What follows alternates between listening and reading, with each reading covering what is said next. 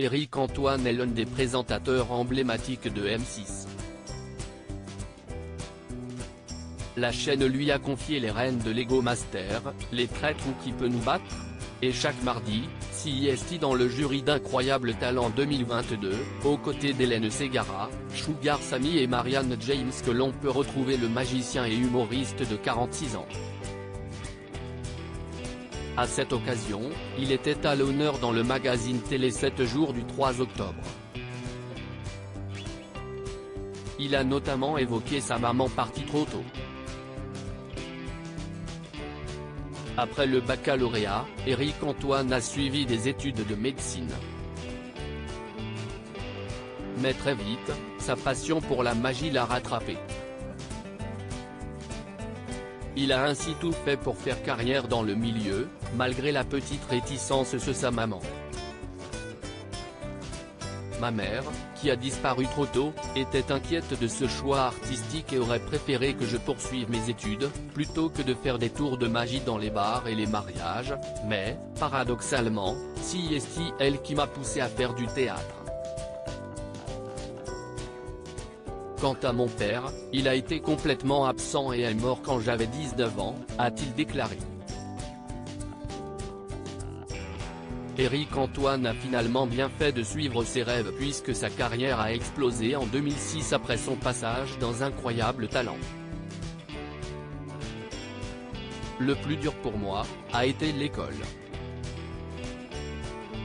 J'ai mis 10 ans à désapprendre ce que j'y avais appris et à devenir moi-même.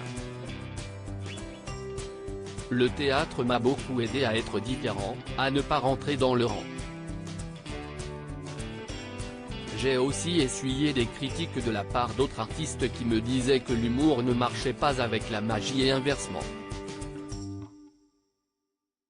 Mais si l'on vous critique, c'est généralement bon signe. Cela signifie que vous êtes là où personne ne s'est encore aventuré, a-t-il poursuivi. Un secret gardé jusqu'au bout, l'époux de Calista s'était déjà confié sur le décès de sa maman, dont il était si proche. En 2018, à France Info, il avait rappelé qu'elle était psychothérapeute et que lorsqu'il était jeune, il adorait espionner ses conversations avec ses patients.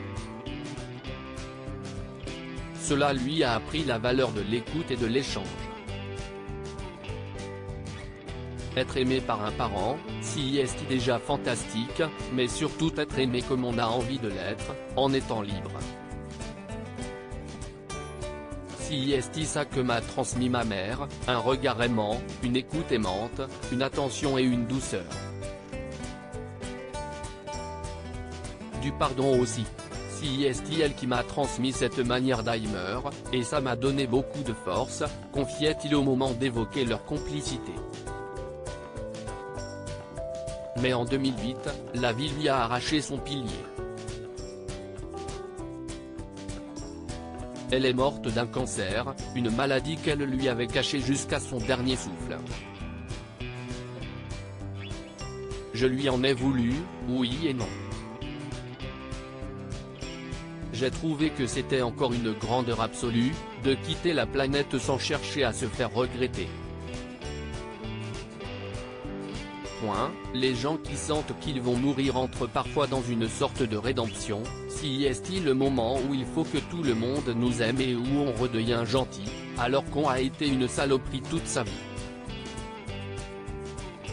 Cette recherche d'amour de dernière minute est une manière de prendre le pouvoir sur les gens. Et elle a préféré ouvrir les mains encore plus en voyant la mort approcher, précisait-il.